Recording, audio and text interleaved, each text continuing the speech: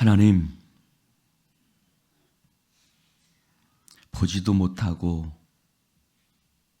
듣지도 못했던 사람이 예수님을 만나고 찬송을 지었습니다. 너의 죄 흉악하나 기억 아니하시고 악한 죄 버리고 주님의 부르심 앞에 나아오라고. 이 땅에서 버림받았던 그 인생이 예수를 만나고 그 인생이 주님 안에서 밝은 빛으로 나아오게 되었습니다. 하나님, 우리가 불렀던 찬송이 그의 찬송일 뿐만 아니라 또한 우리의 찬송이 되어지게 하여 주옵소서. 우리도 이 땅에서 어둠 가운데, 죄악 가운데 있었지만 주님께서 우리를 불러주시고 하나님의 자녀 되게 하시며 영원한 생명의 빛으로 인도해 주심을 감사를 드립니다.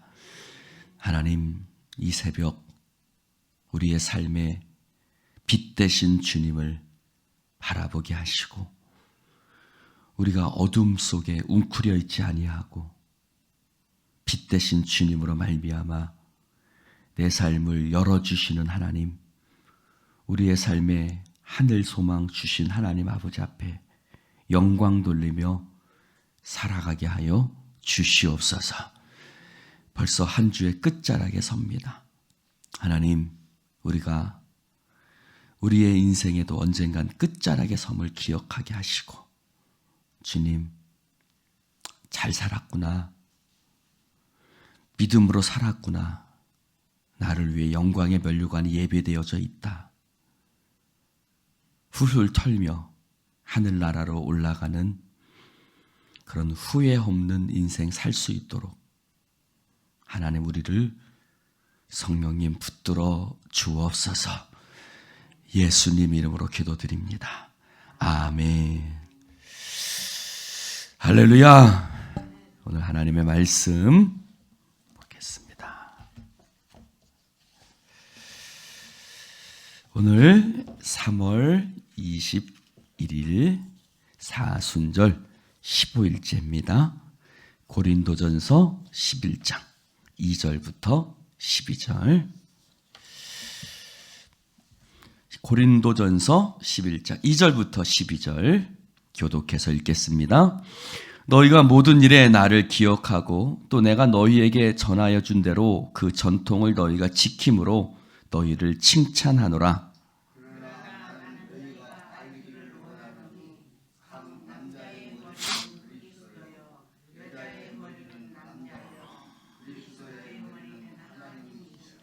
무릇 남자로서 머리에 무엇을 쓰고 기도나 예언을 하는 자는 그 머리를 욕되게 하는 것이요,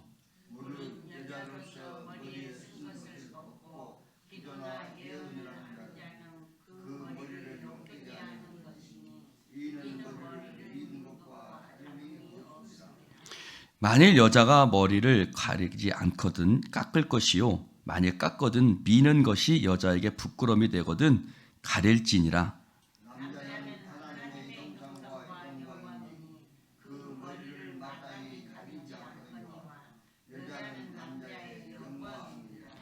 남자가 여자에게서 난 것이 아니요 여자가 남자에게서 났으며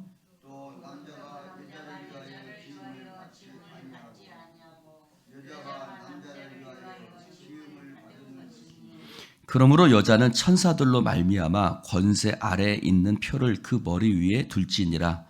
그러나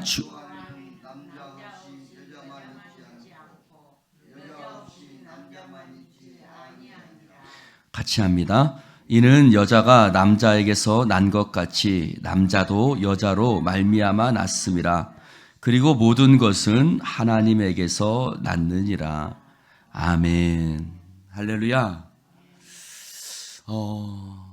만약에 사도 바울이 지금 살았다면 이런 말씀을 썼을까? 이런 성경 편지를 썼을까? 라는 것은 사실 심히 의심스럽습니다.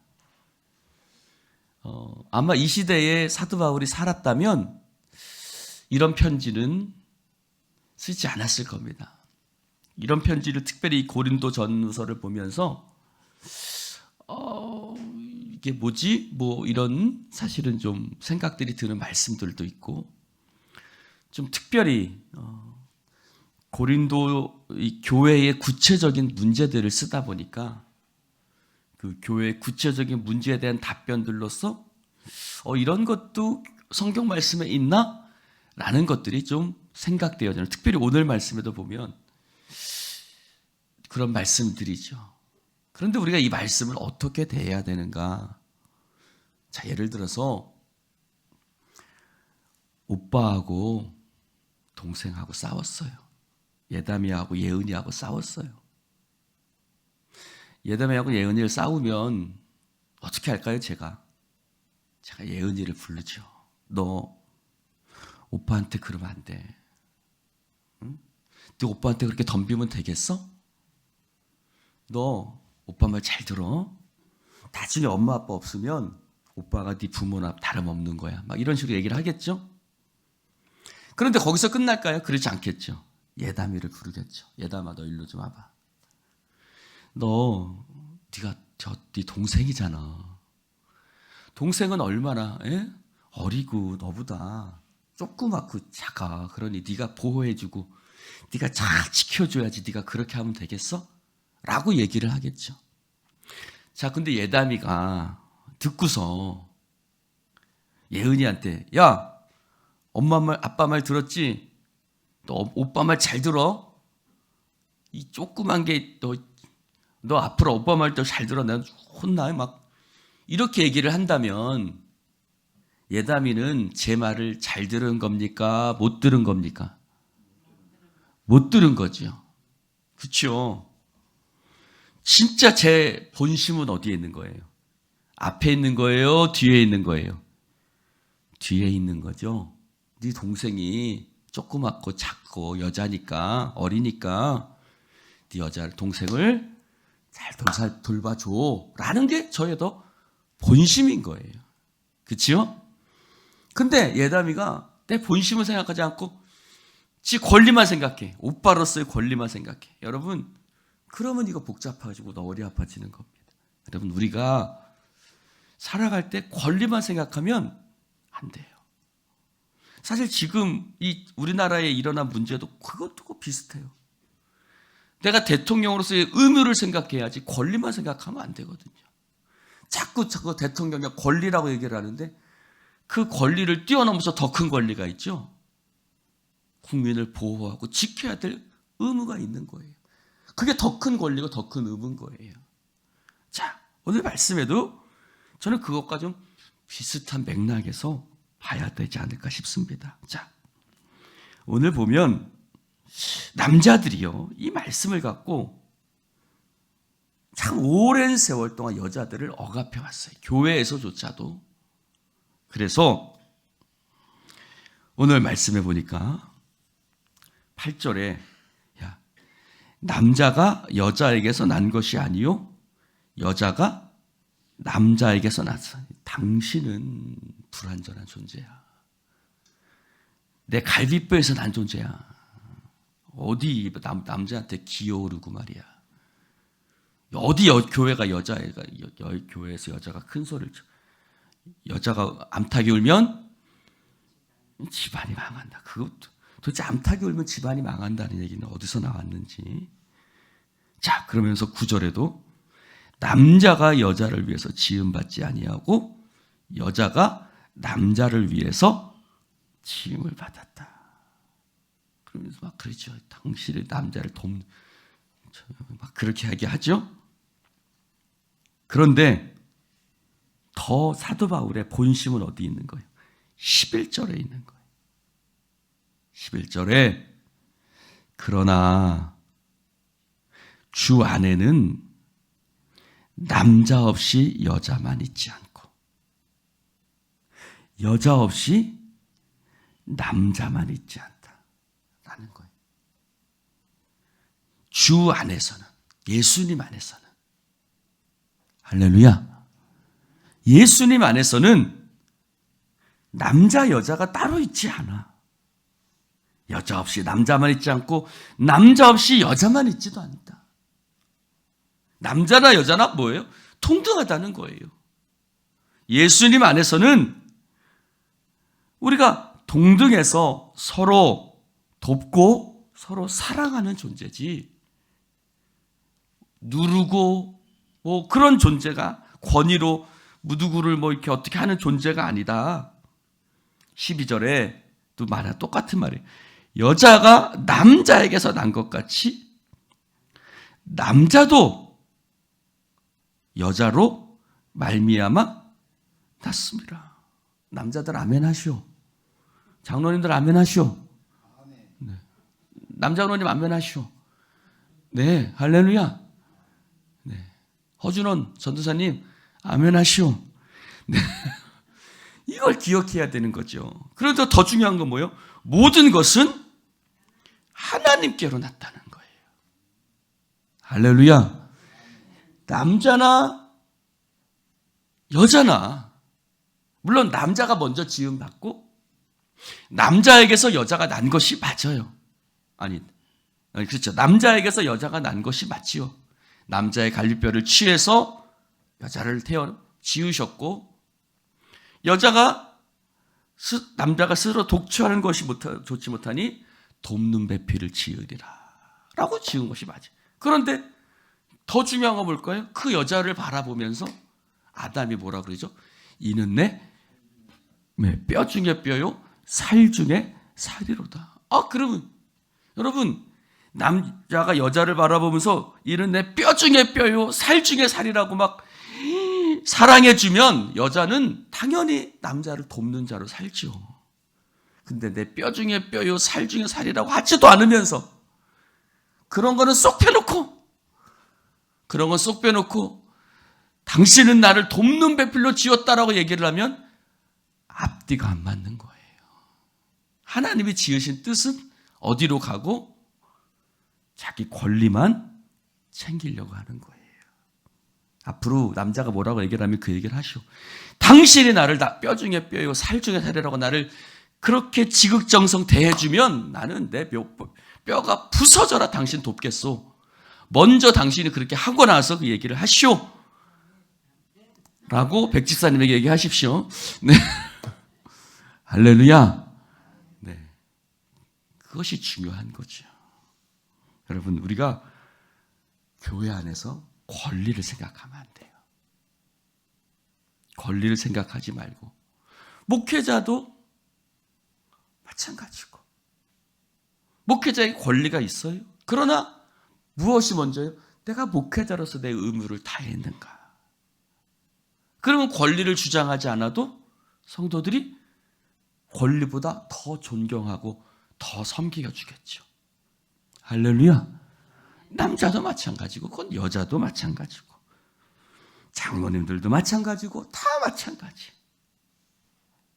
중요한 것은 남자나 여자나 목회자나 장로나 누구나 모든 것은 하나님께로부터 났다. 할렐루야. 3절에도 비슷한 얘기를 합니다. 나는 너희가 알기를 원하노니 각 남자의 머리는 그리스도요, 여자의 머리는 남자요, 그리스도의 머리는 하나님이시다. 결국 우리의 머리는 누구예요? 하나님이신 거예요. 할렐루야. 하나님이세요. 즉 남자가 무엇을 하든지 그리스도 안에서 하나님의 뜻 안에서 내가 이 여자를 이끌고 가고 있는가? 우리 가정을 이끌어 가고 있는가? 라는 것이죠. 그러할 때 여자에게도 무엇을 요구할 수 있는 거죠. 사실은 요구하기 전에 여자가 스스로 하게 되죠. 자발적으로 하게 되겠죠.